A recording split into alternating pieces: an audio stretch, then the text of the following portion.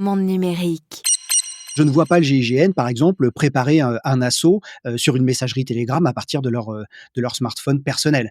Surtout que les personnels de ce type-là, police et gendarmerie, ont accès à des terminaux qui s'appellent Neo.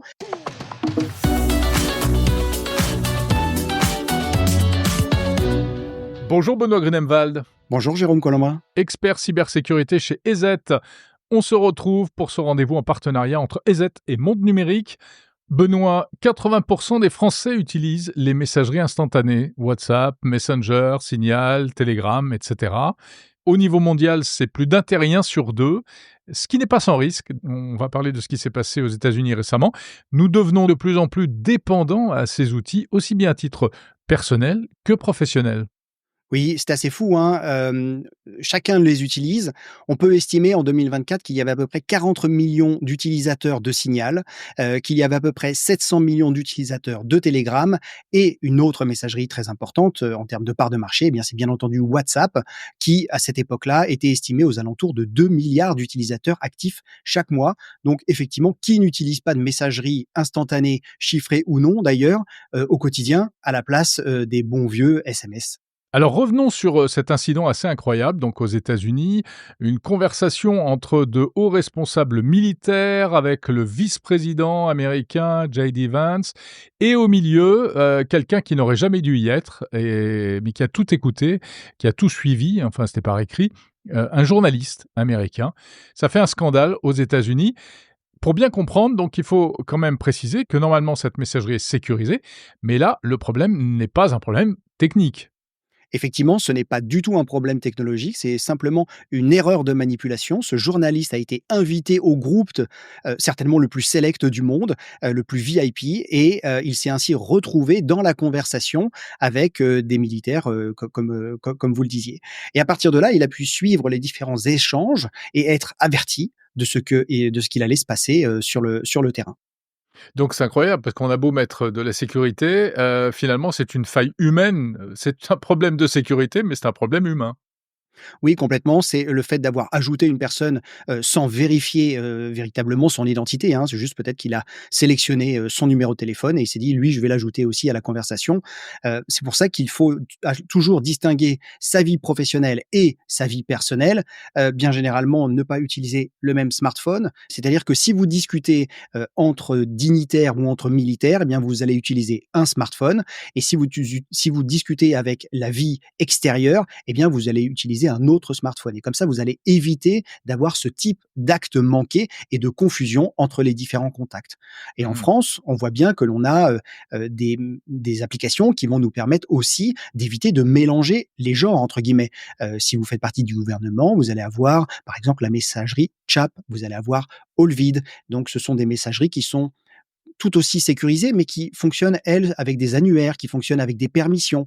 Vous n'allez pas pouvoir comme ça, inviter n'importe qui à rejoindre n'importe quel groupe. Alors est-ce que ça veut dire qu'un tel incident ne pourrait pas arriver en France? Est-ce que, eh bien tous les responsables politiques, appliquent de strictes consignes de sécurité?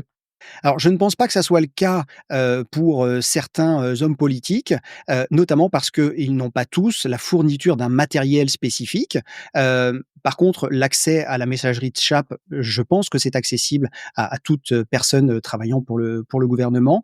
Par contre, je ne vois pas le GIGN, par exemple, préparer un assaut, sur une messagerie Telegram à partir de leur smartphone personnel. Surtout que, les personnels de ce type-là, police et gendarmerie, ont accès à des terminaux qui s'appellent Neo, et il y a eu Neo 1 et maintenant il y a Neo 2, et ces terminaux sont, fournis, par l'État et sont, hautement sécurisés et ils sont surtout fermés, même s'ils permettent de discuter, uniquement avec, les forces de l'ordre.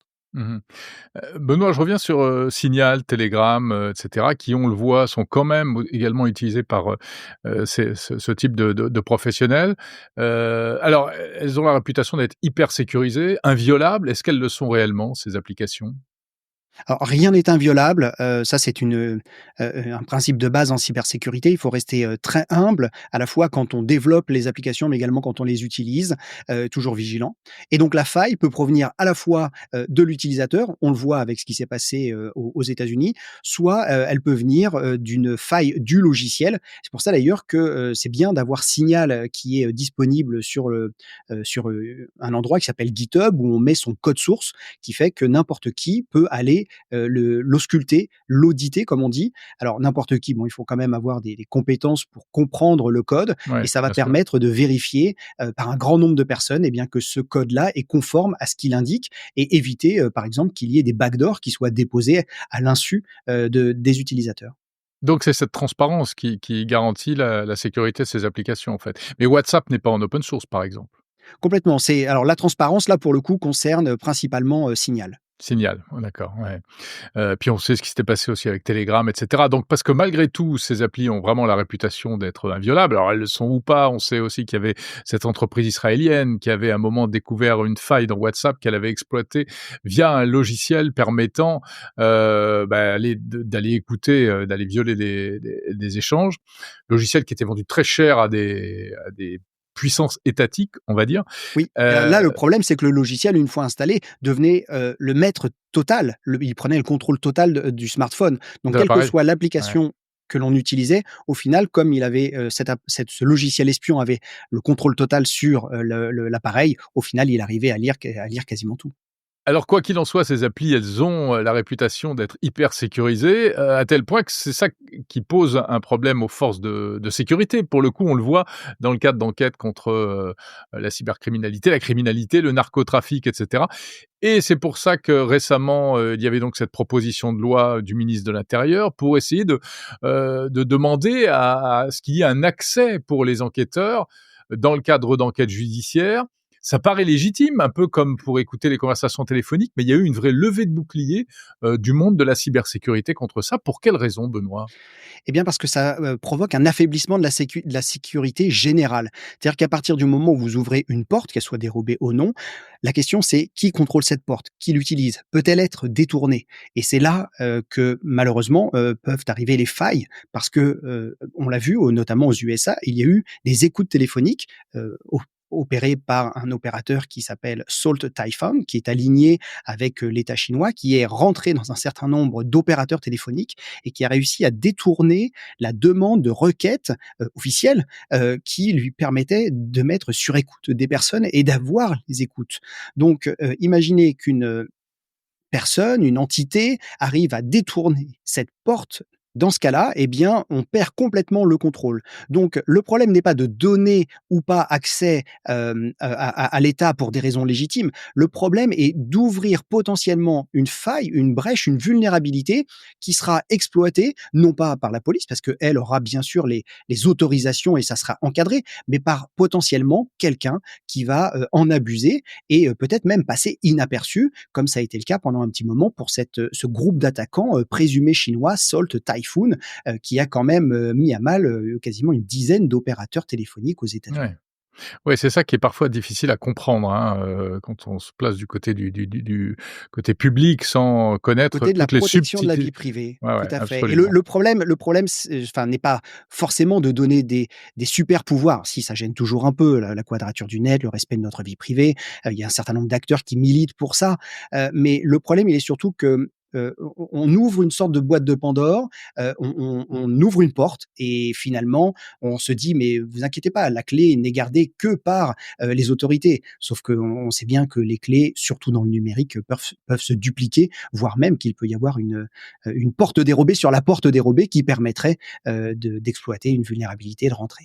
Bon, puis alors, pour les, utilisateurs lambda que nous sommes toujours, de ces messageries, instantanées, sécurisées, il y a aussi un phénomène qui se développe, qui est un système d'arnaque par QR code, ça s'appelle le quishing, expliquez-nous ça?